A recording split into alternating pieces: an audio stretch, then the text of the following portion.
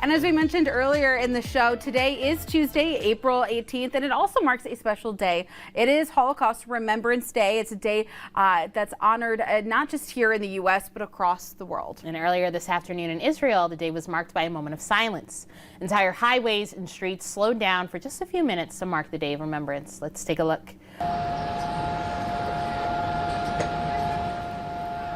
And as we remember the lives impacted by the Holocaust, some authors have found a way to have the discussion with their children.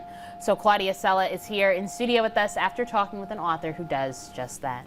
Yeah, like you said, talking about the Holocaust can be really difficult, especially when it comes to speaking about it with younger kids. But books can certainly help, especially when they are written from the viewpoint of children who lived through it. And that's what this book does. Take a look.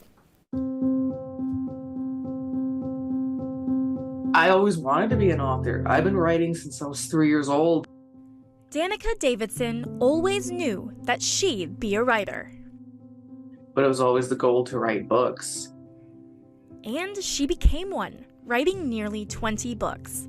But in 2015, she decided to write something unlike anything she had ever written before. I started to experience more anti-Semitism in 2015. I was getting really alarmed by it and felt I needed to do something through my writing. I just wasn't sure what. Danica began reading and writing more, even listening to different speakers. And one of them was Eva Moses Core, who I wrote the book with. I introduced myself to her after her speech, hoping I could interview her. And I mentioned I wrote kids' books, and she just lit up and said that she wanted to do a children's book because you have to reach kids before the prejudices are formed. She had been looking for a children's author for a while. Eva Moses Core was a Romanian-born American Holocaust survivor. Eva was just 10 when she and her twin sister Miriam were sent to Auschwitz. Her parents and older siblings were killed at Birkenau. Danica and Eva worked together to write her experiences down on paper, and together they wrote the children's book, I Will Protect You. It's Eva's personal account with real history woven into it.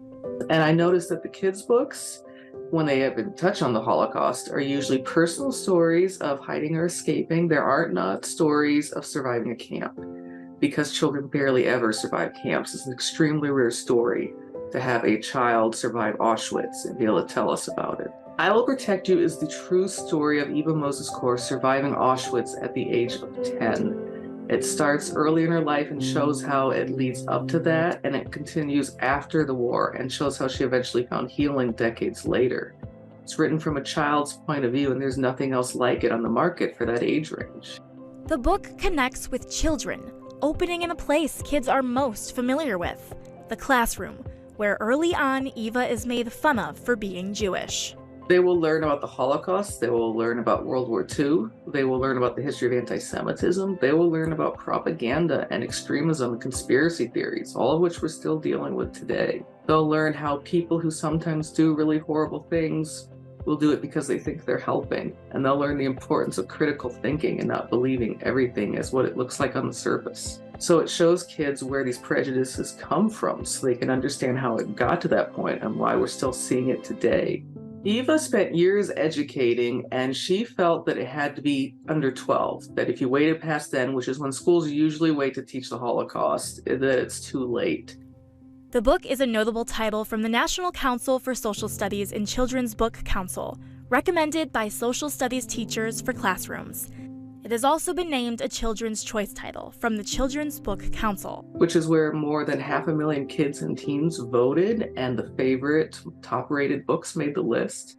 And I think it really means a lot that both kids and educators are so behind the book, because you don't always get both of those. You might get one or the other.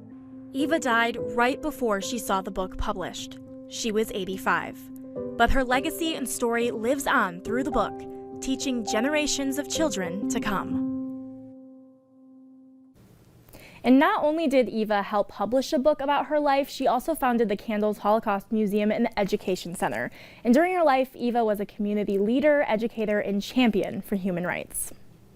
Very powerful. Thank you so much, Claudia, to see all of that. And you can find Eva's story and more of Danica Davidson's work on Danica's website. And you can also find I Will Protect You in various places, including Barnes & Noble and Amazon. That's right. Mm-hmm. Wonderful. And